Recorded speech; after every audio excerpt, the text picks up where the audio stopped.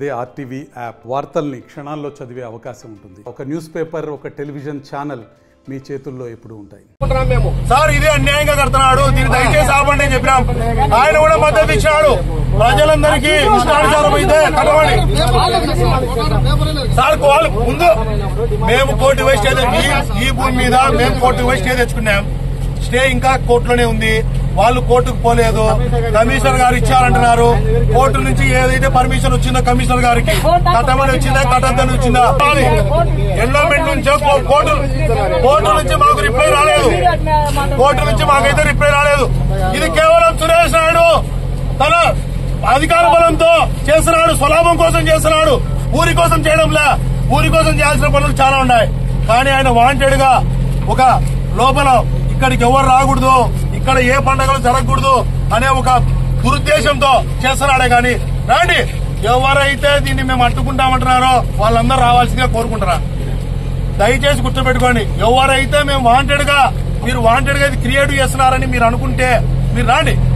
మీరు వచ్చి చెప్పండి ఇది నువ్వు వాంటెడ్ గా చేస్తున్నారు, మీరు కావాల్సి చేస్తారని మేమే పక్కపోతాం. ఇది చెప్పాలా లిస్టు. ఎన్ని అధికారం పోయిన 2014-19లో అధికారం అడ్డు పెట్టుకుని పోర్ట్ రోజులో ఎన్ని అరాచకాలు చేశాడో లిస్టు ఇమ్మంటారా. లిస్టు రమ్మనండి, డిబేట్ కూర్చుంటా. పోర్ట్ రోజులో నీవు ఏమేమి అక్రమాలు చేశావో ప్రతి ఒక్కరిని నేను నిలదీస్తా. కాంపౌండ్ వాళ్ళు కట్టావు, చెట్టాం ఎనుములు లేకుండా చేసినావు. ఊర్లో పాడి పరిశ్రమ లేకుండా చేసినావు. నువ్వు ప్రజలకు మంచి చేసే రాజకీయ నాయకుడివా? నీ తమ్ముడు ఒక ఎంపీనా? నీ తమ్ముడు ఏం చేస్తున్నాడయ్యా? ఊర్లో ఎనుములు లేకుండా చేసినాడు, గడ్డి లేకుండా చేసినాడు, తోటలకు దారి లేకుండా చేసినాడు.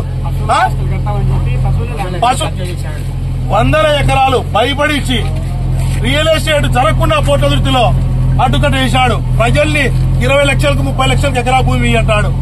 చుట్టుపక్కల ఊర్లలో ఏమీ తెలియని అనామక ఊర్లలో కూడా 2 కోట్లు 3 కోట్లు పోతుంటే పోర్టులో మాత్రం 20 లక్షలు 30 లక్షలే. ఎందుకంటే బయట నుంచి ఎవరిని రానీయడు. ఎవరైనా భూములు అమ్మాలంటే ఈయనకే అమ్మాలి.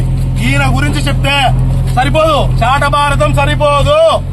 నేను చంద్రబాబు నాయుడు గారికి, పవన్ కళ్యాణ్ గారికి, మోడీ గారికి ఒకటే చెప్తారా, మీరు హిందువులను గౌరవించే విధం ఉంటే దీన్ని ఆపండి, లేదంటే వద్దు. మీరు వాళ్ళకే ఒత్తాసు పలుకుతారంటే మాకు ఎలాంటి అభ్యంతరం లేదు, ఆక్షేపం లేదు.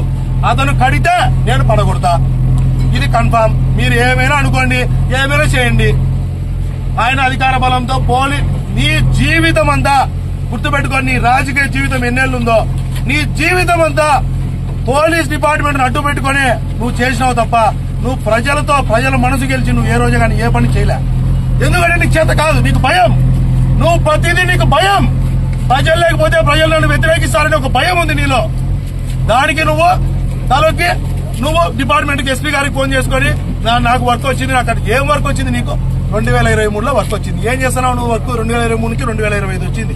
ఎన్నిసార్లు ఆపినాం మేము? ఈ ఇష్యూ జరగబట్టి 6 నెలలు అయిందా?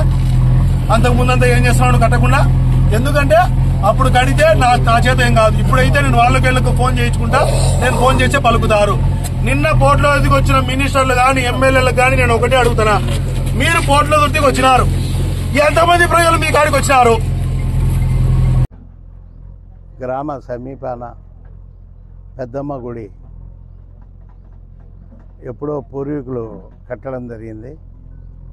అది పురాతనమైపోయి శిథిలావస్థకు చాలా 40-50 సంవత్సరాలు శిథిలావస్థలో ఉంటే గ్రామస్తులు అందరము కలిసి చందాలు వేసుకొని నా ఆధ్వర్యంలోనే దీని మళ్ళా పూర్వం ఒక బండ ఉంటే ఆ బండ తీసేసి పెద్దమ్మ తల్లి విగ్రహం తయారు చేసి ఈ గర్భగుడిని నిర్మించడం జరిగింది.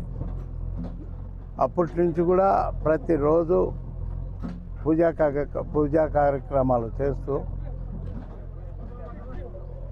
దేవుళ్ళని కూడా క్లీన్గా ఒక వాచ్మెన్ పెట్టి క్లీన్ చేస్తూ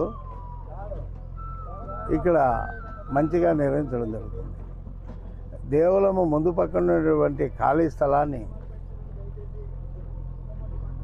సీఎం రమేష్ గారు, ఎంపీ గారు కూడా ఇక్కడ ఎంపీ కాబట్టి, సొంత ఊరు కాబట్టి ఆయన నిధులతో చుట్టూ 1 ఎకరా ఖాళీ స్థలం ఉంటే ఆ ఖాళీ స్థలాన్ని కాంపౌండ్ నిర్మించి 2 గేట్లు పెట్టి ఇక్కడ ఎవరు మలవిసర్జన చేయకుండా, దిబ్బలు వేయకుండా, రాళ్ళు వదలకుండా దాన్ని పరిశుభ్రంగా పెట్టాలనే ఉద్దేశంతో కాంపౌండ్ వాళ్ళకి ఎంపీ గ్రాంట్ రిలీజ్ చేయడం జరిగింది. దానికి కాంపౌండ్ వాళ్ళు కడతాంటే కొంతమంది వచ్చి అడ్డుకొని కోర్టుకు పోవడం జరిగింది. 2 పిటిషన్లు వేసినా కోర్టు డిస్మిస్ చేసి కాంపౌండ్ వాళ్ళు పునర్నిర్మాణానికి డిపార్ట్మెంట్ సహకరించి పునర్నిర్మాణం చేయాలని చెప్పేసి కోర్టు ఆదేశించింది. దాని ప్రకారమే ఈరోజు కలెక్టర్ గారు ఎస్పీ ఆదేశాలతో ఇక్కడ బందోబస్తు పెట్టి ఎలాంటి ఇబ్బందులు లేకుండా మళ్ళా పునర్నిర్మాణము కాంపౌండ్ వాల్ చేయాలనే ఉద్దేశంతో ఇక్కడ పని ప్రారంభించడం జరిగింది. కాబట్టి దీంట్లో ఎలాంటి స్వార్థం కానీ ఎలాంటి ఉద్దేశం కానీ మాకైతే లేదు. మేము డెవలప్మెంట్ కోరుకునే వాళ్ళం, గ్రామం బాగుండాలని కోరుకునే వాళ్ళం. ఇది తప్పకుండా నిర్మించి తీరుతాం. మరిన్ని వీడియోస్ కోసం ఛానల్ ని సబ్స్క్రైబ్ చేయండి. లేటెస్ట్ అప్డేట్స్ కోసం వాట్సాప్ ఛానల్ ని ఫాలో చేయండి. అండ్ లింక్ డిస్క్రిప్షన్ లో ఉంది.